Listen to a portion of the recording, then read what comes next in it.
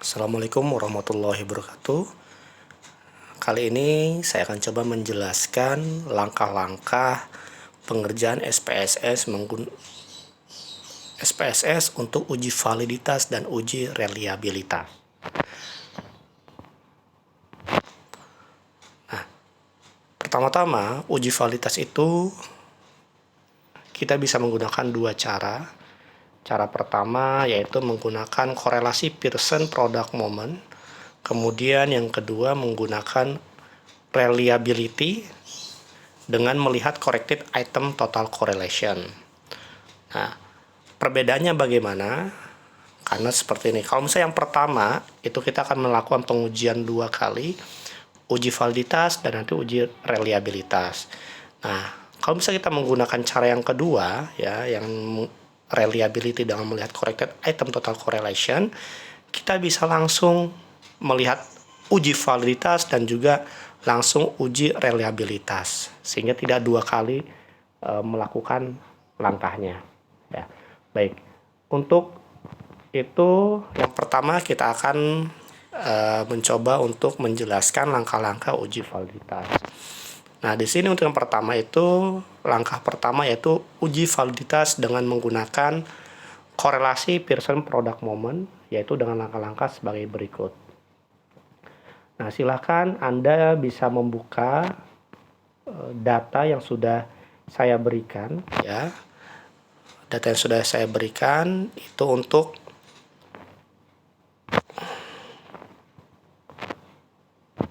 latihan ya, untuk latihan tugas untuk latihan uji validitas dan uji reliabilitas. Nah, di sini nanti di jendela yang sudah saudara buka ya, di data view-nya akan terlihat seperti ini.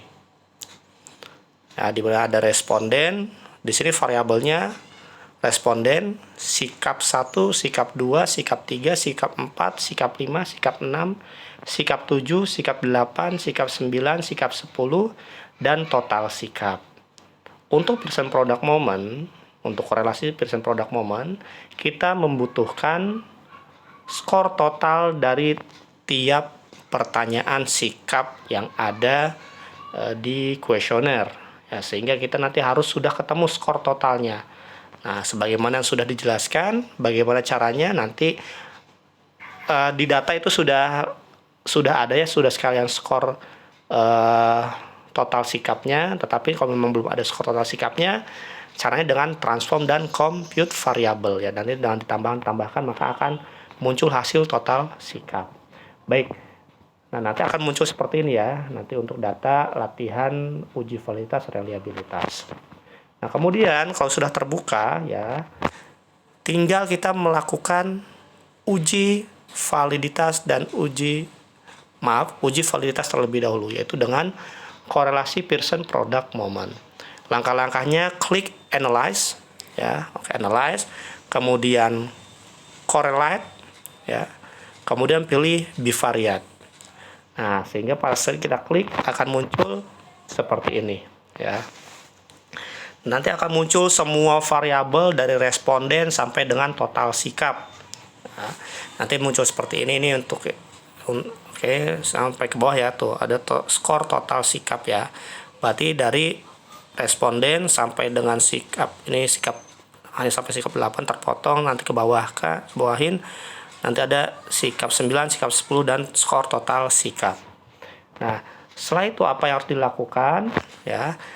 Nah, untuk uji validitas dengan korelasi, kita pilih semua variabel ya, variabel dari sikap 1 sampai sikap 10 dengan skor total sikapnya itu harus dimasukkan ke kotak variabel ya. Oke, nanti akan seperti ini sehingga yang sisa itu responden ya. Oke.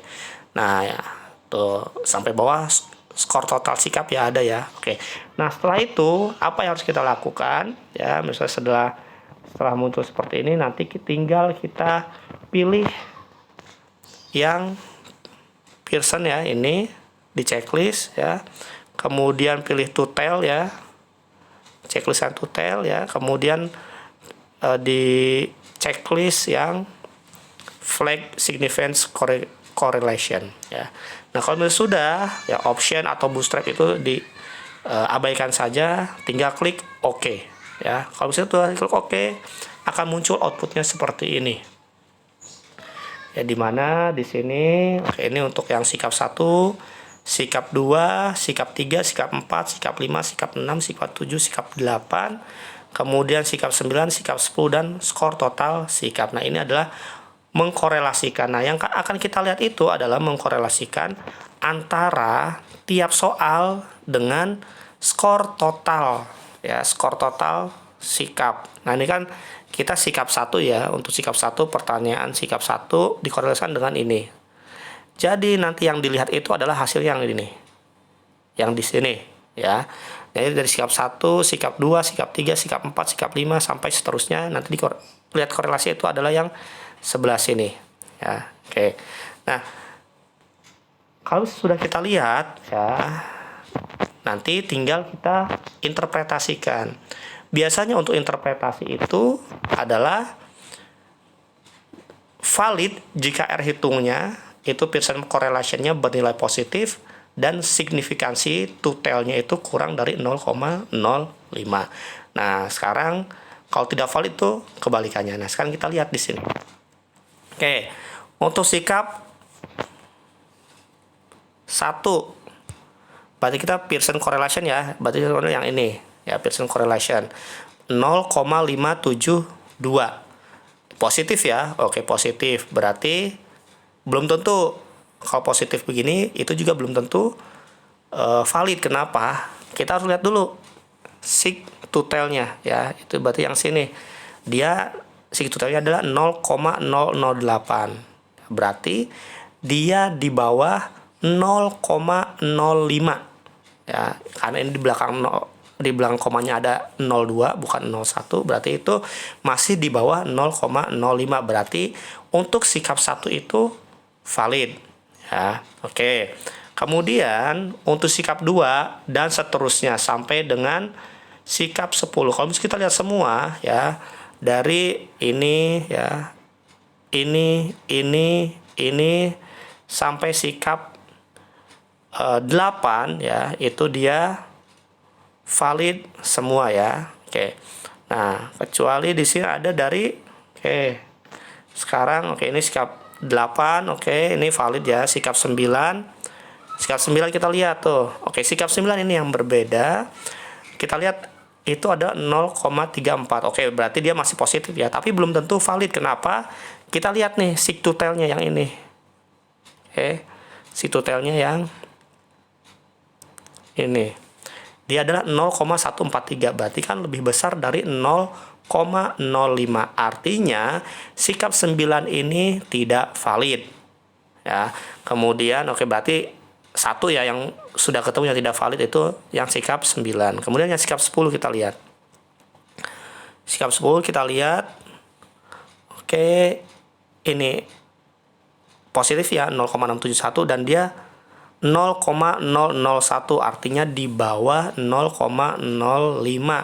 Artinya apa? Berarti sikap 10 itu soalnya adalah valid. Nah, kemudian kalau skor total sikapnya dilihat nggak? Ya tidak perlu, karena ini kan masa dibandingkan dengan skor total sikapnya ya, maka dia akan 1.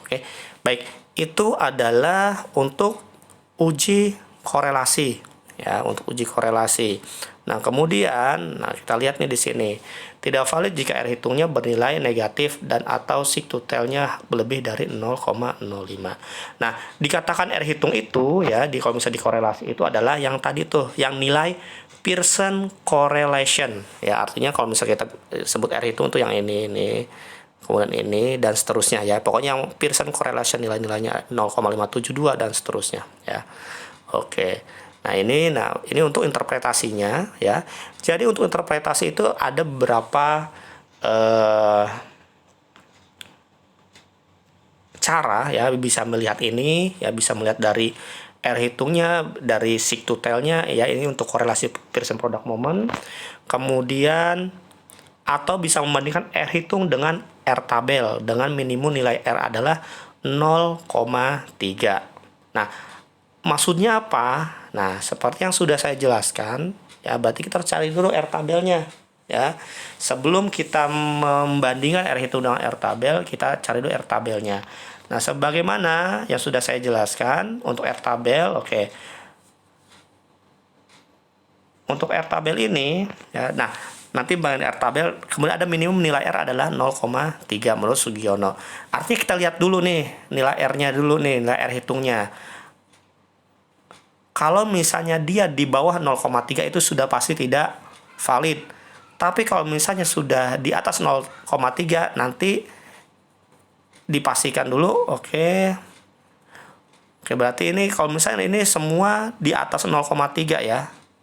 Tetapi ya kalau sudah kita pastikan berarti ada salah satu yang itu nilai minimum, oke, 0,3. Tetapi setelah kita lihat itu baru kita bandingkan dengan R tabelnya ya. Sekarang R tabelnya kita lihat dulu berapa. Untuk nilai R tabelnya kita lihat respondennya berapa yang kita sudah buat. Oke, respondennya itu adalah 20 ya. Oke, responden 20 ya. Nih responden 20 ya. Responden 20 responden. Kemudian akan kita lihat cara pembacanya. Masih ingat ya, rumusnya itu adalah karena ini DF ya, tabelnya DF, berarti DF N dikurang 2, berarti 20 dikurang 2. Berarti kalau 20 dikurang 2, artinya, nah lihat level signifikasi 0,05 ya, dan dia 20 diambil 2 berarti 18. Sekarang kita yang 18 nih 0,05 berarti ini 0,438 atau misal bisa di bulatkan ya menjadi 0,44, sorry, jadi 4-nya 3 kali ya. Oke, sekarang kita lihat di sini hasilnya ya. Untuk sikap 1 R hitungnya ini R hitung berdasarkan tadi ya nilai Pearson correlation-nya ya. Sikap 1 0,572 artinya lebih besar dari 0,44 artinya valid dan seterusnya ya. Oke, sampai sikap 9. Nah, sikap 9 0,34 walaupun dia lebih dari 0,3 tetapi kita harus tetap membandingkan antara R tabel ya. Berarti 0,34 lebih kecil dari 0,4 maka tidak valid. Artinya dari hasil uji ini, dari semua soal item soalnya itu dari soal nomor 1 sampai nomor 10 ya untuk pertanyaan sikap itu yang tidak valid itu hanya satu, yaitu pertanyaan untuk kuesioner sikap nomor 9. Nah, bagaimana caranya supaya kalau misalnya sudah ada yang tidak valid, nah, caranya itu adalah dibuang atau kita uji kembali kepada responden yang berbeda nanti, tapi dengan karakteristik yang sama ya. Nanti diuji kembali ya untuk sikap 9 sehingga maaf untuk semuanya, dan sikap 9 nanti diubah redaksinya ya, nanti setelah itu diujikan kembali apakah nanti hasilnya valid atau tidak ya, atau bisa langsung dibuang, itu tidak masalah asalkan kuesionernya itu sudah cukup ya. Kuesioner itu dia sudah cukup mengukur suatu sikap ya itu. Oke. Nah, kalau memang yang nanti untuk sikap 9 ini dia sudah tidak valid misalnya kan sudah dibuang, nanti jangan lupa dihitung kembali ya untuk korelasinya ya. Korelasi Pearson product moment itu nanti dihitung dengan tidak mencantumkan sikap 9, dan otomatis nanti untuk compute-nya itu, untuk compute variabelnya, untuk skor totalnya itu ya. Untuk skor totalnya itu nanti harus diubah kembali karena sudah menghilangkan ya. Berarti ini untuk total sikapnya itu nanti harus diubah kembali karena sudah menghilangkan yang sikap 9 ya. Karena kalau misalnya yang di SPSS ini untuk penjumlahan ini dia tidak otomatis seperti di Excel ya. Artinya ini nanti harus dikomput ulang kembali dengan tidak menyertakan sikap 9. Nanti kalau misalnya sudah muncul total sikap yang terbaru tanpa sikap 9, maka nanti tinggal diuji kembali validitas dengan korelasi Pearson product moment, sehingga nanti hasilnya menjadi valid semua ya. Oke. Itu adalah untuk langkah-langkah Pearson product moment sehingga sampai interpretasinya ya. Ini untuk langkah-langkah korelasi, uji validitas korelasi Pearson product moment.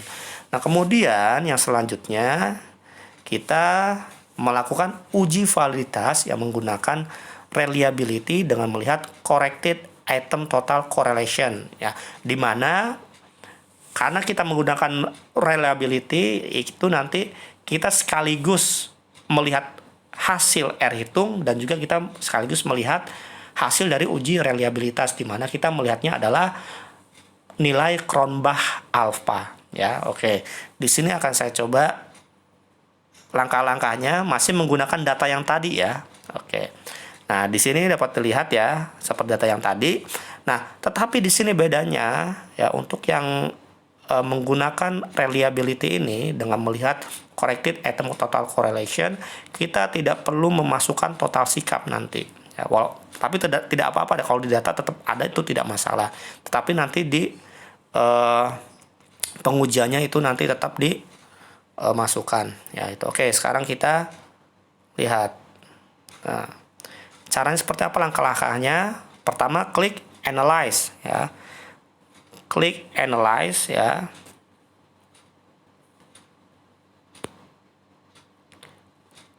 Klik analyze, kemudian klik scale, kemudian klik reliability analysis. Setelah diklik nanti akan muncul pop-up window seperti ini. Nah, yang perlu dimasukkan itu apa aja ke kolom item. Yang perlu dimasukkan adalah variabel sikap 1, sikap 2, sikap 3, sikap 4, sikap 5, sikap 6, sikap 7, sikap 8, sikap 9 sampai sikap 10. Berarti hanya menyisakan responden dan total sikap saja ya. Caranya tinggal kita sort saja, tinggal kita pilih sikap 1 sampai sikap 10, kemudian nanti klik tanda yang ini ya, klik, nanti akan muncul seperti ini ya. Jadi yang disisakan itu adalah responden, skor total sikap ya, yang total sikap, sehingga nanti yang masuk adalah sikap 1 sampai sikap 10. Nah, oke, nanti akan muncul sudah masuk. Nah, untuk yang model itu tetap menggunakan alpha ya untuk model. Kemudian setelah itu klik statistik ya, klik statistik, akan muncul seperti ini. Apa saja yang harus dipilih ya? Jadi tiga-tiganya dipilih. Item, scale, dan scale if item deleted ya. Oke. Akan muncul seperti ini ya. Oke, yang ini aja, fokus pada yang ini saja ya. Kalau misalnya sudah, klik continue ya. Klik continue ya. Kemudian nanti muncul seperti ini biasa, kemudian klik OK ya. Nanti setelah muncul ke OK, akan muncul nanti di outputnya seperti ini ya. Di sini ada nilai alpha Cronbach ya. Kemudian ada item total statistik. Nah, untuk ini cara melihatnya apa sih yang perlu kita lihat? Oke, baik. Untuk R hitung ya, kita melihat yang di sini, di item total statistik yang di sini ya. Nah, seperti yang saya bilang tadi, apa? Corrected item total correlation. Berarti kita harus lihat yang ini. Ini adalah dibilangnya R hitungnya. Berarti sikap 1 R hitungnya 0,488. Sikap 2 adalah 0,66. Dan sampai sikap 10 0,561 ya. Oke. Nah, itu berarti R hitungnya sudah ketemu ya. Itu untuk uji validitas. Nah, kemudian kita lihat nih ya. R tabelnya seperti tadi ya, kan udah ketemu ya bahwa respondennya dari 20, berarti R tabelnya 0,44.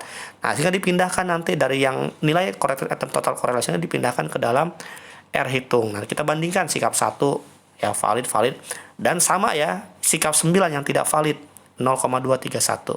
Hampir berarti sama dengan yang menggunakan Pearson korelasi Pearson product moment ya. Berarti yang tidak valid sikap nomor 9. Oke. Nah, kalau seperti ini, kalau misalnya tidak ada yang tidak valid ya, berarti nanti tinggal kita tidak kita masukkan saja yang sikap 9 ya. Caranya ya. Nah, kalau misalnya misalnya kita buang, harus kita ulang kembali ya, harus kita ulang kembali pengujiannya. Nah, caranya seperti ini. Kita ulang kembali, kita klik scale, kemudian reliability ya, seperti yang tadi ya, akan muncul seperti ini. Nah, karena kan ini belum di reset ya, maka akan muncul seperti ini sehingga nanti sikap 9 yang harus dibuang. Sikap 9 dibuang. Nanti sehingga di pengujian nanti responden sikap 9 dan skor total sikap nih yang tidak dimasukkan ke dalam pengujian. Karena kan ini ya, sikap 9 itu sudah dibuang karena tidak valid ya tadi. Oke, kemudian klik oke, alpha tetap statistik ya, klik tetap tadi, karena statistik ini tetap yang tadi ya, kali ini belum di reset, maka akan tetap yang terpilih itu yang tadi 3 item skill if item deleted ya, skill if item deleted. Oke, ini kemudian